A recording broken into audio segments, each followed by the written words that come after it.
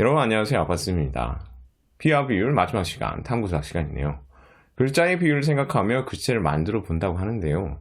우리가 평상시에 컴퓨터 또는 스마트폰에서 사용하는 글씨체가 어떻게 만들어지는지, 그리고 그게 비율하고 어떻게 관련이 있는지 오늘 수업 속에서 알 수 있을 것 같아요. 자, 그러면 오늘 수업 속으로 들어가 보도록 하겠습니다. 글자의 비율을 생각하며 글씨체를 만들어 볼까요? 자, 이 그림 우리 다른 제일 처음 시작할 때 봤던 그림이죠. 남자친구가 엄마한테 이렇게 묻고 있네요. 컴퓨터에 글씨체가 정말 많아요. 그랬더니 엄마가 글씨체는 가로와 세로의 비율을 조정해서 다르게 만들 수 있단다 라고 대답해주고 있어요. 그랬더니 남자가 뭐라고 질문해요? 그렇습니다. 남자친구가 비율이 뭐예요? 라고 질문하죠. 자, 여러분 단원 처음에는 우리가 비율을 안 배웠기 때문에 남자친구의 물음에 대답해 줄 수가 없었지만 지금은 여러분이 비율이 무엇인지 남자친구에게 설명을 해줄 수 있겠죠.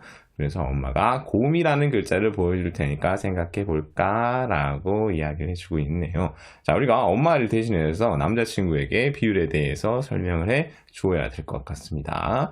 자, 그래서 오늘 문제로 들어가 보면요.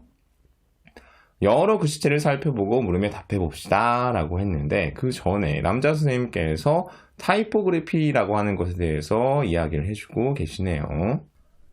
타이포그래피는 글씨체나 글자 배치를 구성하고 표현하는 활동을 말해요. 선의 길이, 선의 간격, 자음과 모음 글자의 가로, 세로의 비율을 조정하여 글씨체를 만들어요 라고 선생님께서 설명해 주고 계십니다.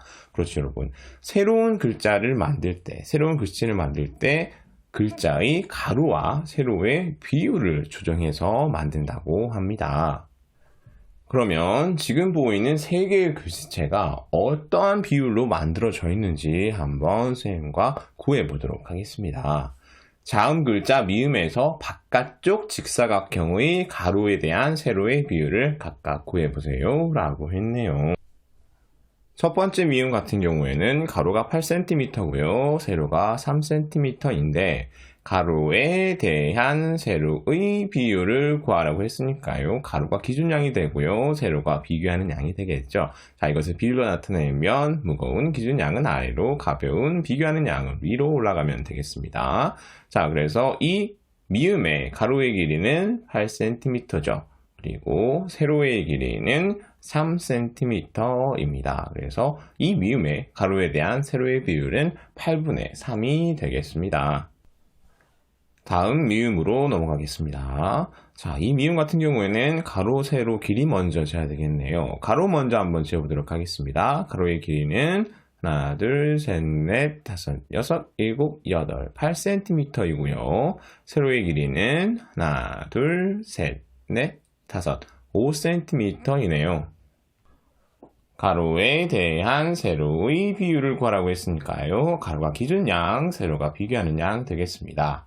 이것을 비율로 나타내 보면 무거운 기준양은 아래로, 가벼운 비교하는 양은 위로 올라가면 되겠죠. 그래서 이 미음의 가로에 대한 세로의 비율은 8분의 5가 되겠습니다. 다음 미음으로 넘어가 보도록 하겠습니다. 가로, 세로 길이 먼저 재주면요. 가로는 하나, 둘, 셋, 넷, 다섯, 여섯, 6cm라는 것을 알 수 있고요. 세로는 하나, 둘, 셋, 넷, 다섯, 5cm가 되겠네요. 가로에 대한 세로의 비율을 구하라고 했으니까요. 가로가 기준양, 세로가 비교하는 양 되고요. 이것을 비율로 나타내 보면 이렇게 되겠습니다. 자, 그래서 이 미음의 가로에 대한 세로의 비율은 6분의 5라는 것을 알 수 있습니다. 자, 이렇게 같은 글자라도 가로, 세로 비율만 다르게 해주어도 전혀 다른 글씨체가 된다는 거 오늘 우리가 배워보았습니다. 자, 그러면 다음 장으로 넘어가서 나만의 자음 글자를 한번 만들어 보도록 하겠습니다. 자음 글자를 선택하고 글자의 가로와 세로의 비율을 정하여 나만의 자음 글자를 만들어 봅시다.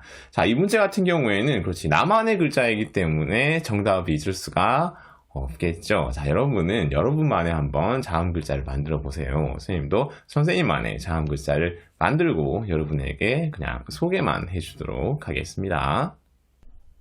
선생님이 만든 자음 글자는 니은입니다. 자, 이 만든 자음 글자의 비율을 구해보라고 하고 있네요. 자, 앞에서 했던 것처럼 선생님은 가로에 대한 세로의 비율을 구하도록 하겠습니다. 글자의 모양 써주고요. 자, 먼저 큰 니은부터 가로, 세로 길이를 구해야 되겠죠.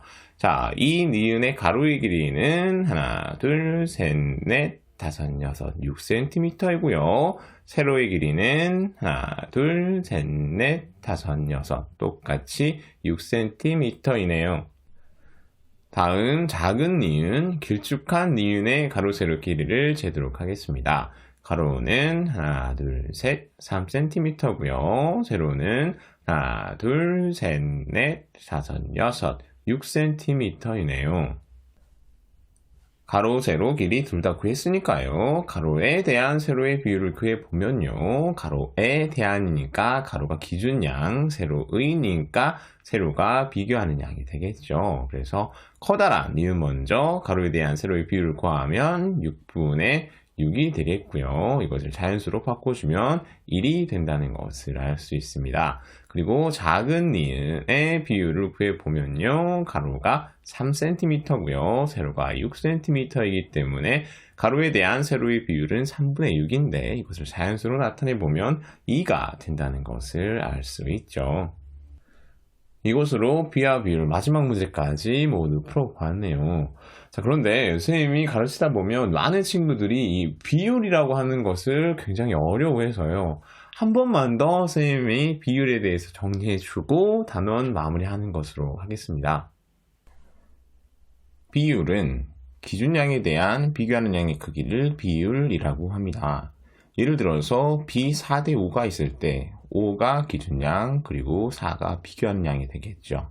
이것을 그림으로 나타내면 이렇게 될 것입니다. 그리고 이 B에 대한 비율이 5분의 4가 되는 것이죠. 자, 이 비율 5분의 4가 의미하는 것을 그림으로 나타내 보면요. 비교하는 양 4는 기준양 5를 전체라고 했을 때 이 기준양을 5등분한 것 중에 4개만큼이 이 비교하는 양의 크기다 라고 하는 것이 이 비율 5분의 4가 의미하는 것 되겠습니다. 이것을 식으로 나타내 보면 비교하는 양은 기준양의 5분의 4이다가 되고요. 여기서 5분의 4가 비율 되겠습니다. 이 비율을 구하는 방법은 비교하는 양을 기준양으로 나눠주거나 또는 기준양분의 비교하는 양을 해주면 우리가 비율을 구할 수 있게 됩니다. 다음으로 값이 같은 비율에 대해서 설명해 주도록 하겠습니다. 기준양이 5이고 비교하는 양이 4일 때 비율로 나타내면 5분의 4가 되겠죠. 자, 이 비율의 기준양과 비교하는 양의 똑같은 수인 2를 곱하게 되면 10분의 8이 됩니다. 그리고 이것을 그림으로 나타내면 이렇게 되겠죠. 그리고 똑같은 비율 5분의 4의 기준양과 비교하는 양에 각각 3을 곱하게 되면 비율은 15분의 12가 되고요. 이것을 그림으로 나타내면 이렇게 되겠습니다. 그런데 여기에서 중요한 것은요. 비율의 기준양과 비교하는 양에 0이 아닌 똑같은 수를 곱해도 비교하는 양이 기준양을 5등분한 것 중에 4개만큼이다 라고 하는 사실은 변하지 않는다는 것이죠. 그래서 비율 5분의 4, 10분의 8, 15분의 12는 모두 같은 값이다, 같은 비율이다 라고 하는 것을 우리가 알 수 있습니다. 다음으로 이번에는 비율의 기준양과 비교하는 양을 0이 아닌 똑같은 수로 한번 나누어 보도록 하겠습니다. 비율 5분의 4가 있을 때 기준양과 비교하는 양을 각각 5로 나누어 주게 되면 비율 5분의 4는 이렇게 될 것입니다. 이 과정을 그림으로 표현해 주면요. 먼저 기준양 5를 5로 나눠주도록 하겠습니다. 5를 5등분 한 것 중에 하나만큼이니까요. 기준양은 이렇게 되겠고요. 다음 비교하는 양 4를 5로 나눠주게 되면 4를 5등분 한 것 중에 하나니까요. 이만큼이 되겠죠. 그리고 우리는 여기에서 중요한 것을 하나 또 알 수 있습니다. 그것은 비율이 기준량과 비교하는 양을 0이 아닌 똑같은 수로 나누어도 비교하는 양이 기준량을 5등분한 것 중에 4개만큼과 그 크기가 같다라고 하는 것이죠. 그래서 이 두 비율은 같은 값이다 라고 우리가 할 수 있는 것입니다. 그리고 비율의 기준량과 비교하는 양을 0이 아닌 똑같은 수로 나눌 때 알 수 있는 또 다른 사실은 비율은 기준량이 1일 때 비교하는 양의 크기와 같다라고 하는 것을 우리가 알 수 있습니다. 이것을 바탕으로 백분율에 대해서 설명을 하면요. 비율에 100을 곱한다는 것은 기준량이 100일 때 비교하는 양을 구하는 것과 같은 행동입니다. 자, 이 과정을 그림으로 표현해 보면 이렇게 되겠죠.